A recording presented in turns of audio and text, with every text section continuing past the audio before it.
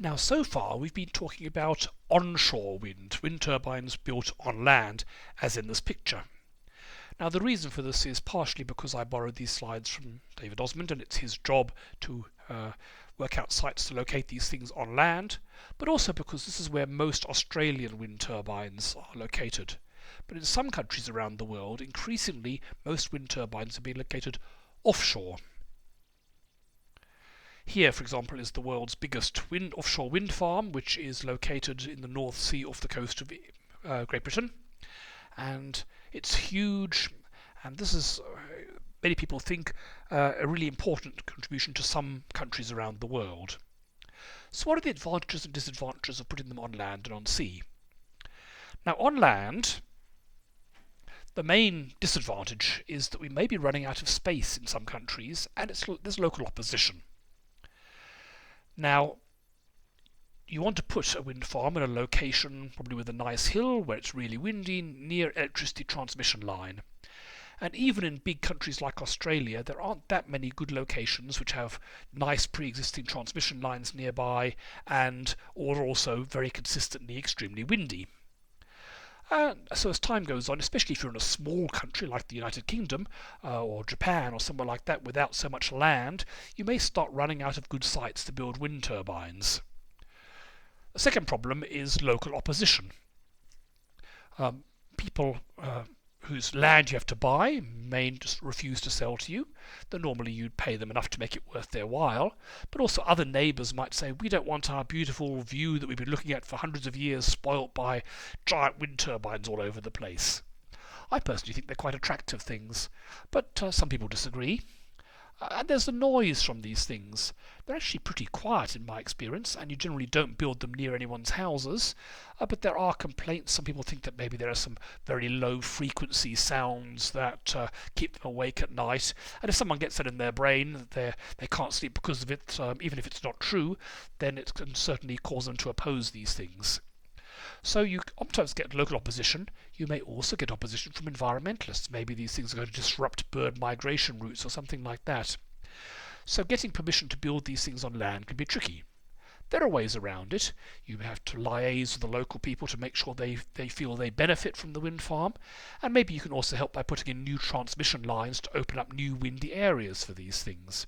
That's being thought about in Queensland at the moment, to put new transmission lines along the Great Dividing Range there, a region where at present there are very few wind turbines. And there'd be a good place to put them because it gets different weather from the south of Australia where most of the wind turbines are at the moment, so it helps balance the load of the system. But if it's too expensive to put in new wind turbines, or there's too much local opposition, or you're in a small country and you've just run out of space to put these things, going offshore may be a good benefit. The UK has pioneered these things, the United Kingdom, because they're a small country with lots of local opposition, and so put them offshore. You can still get opposition then. If they're only a short distance offshore, people might complain that the view of the sea is being spoilt. But if you put them far enough offshore that no one can see them, then there's probably going to be much less opposition. Benefits. Strong, reliable winds. Generally speaking, the ocean is a windy place, and it's a good place to get lots of strong, reliable winds, and much less local opposition, which helps a lot. And there's also a lot of ocean out there, so you're not going to run out of space very soon. Drawbacks. Well, the main one is cost. We'll see that in a moment, but it definitely costs much more to build wind turbines out to sea. Corrosion. There's salt spray, which tends to do horrible things to bits of metal and electronics and so on, so you have to design them carefully so they don't corrode. And they're hard to build, maintain, and decommission. So there is a lot of experience with all these things. The oil industry has been very good at building oil rigs in stormy seas for a long time. So a lot of the same technology that was used to build oil rigs can now be used to build their replacement, the offshore wind turbines. Here's an estimate of cost produced by the Fraunhofer Institute in Germany in 2018. So it'll be a bit different now. So yellow here is the cost of photovoltaic systems, and this depends on basically how big you build them.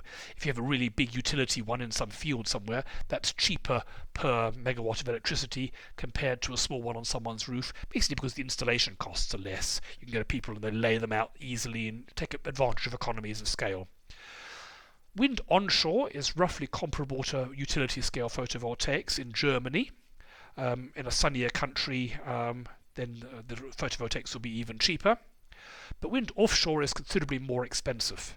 And for these particular figures in 2018, onshore wind and photovoltaics are comparable to coal, whereas offshore is a bit more expensive.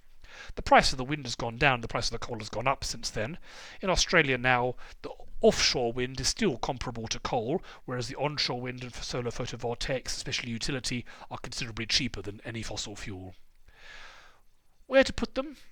Well, you want there to be a windy location, and this is a map of coastal areas around the world and what the typical wind speeds are.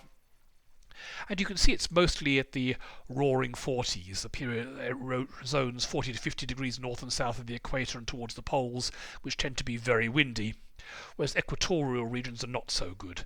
This is not going to be a good solution for Indonesian energy, for example, or Nigerian energy, but for the south of Argentina, south of Australia, New Zealand, and most of Europe, and the northern parts of North America, and for Japan, there are windy areas. There's lots of offshore regions which can have a lot of wind speed.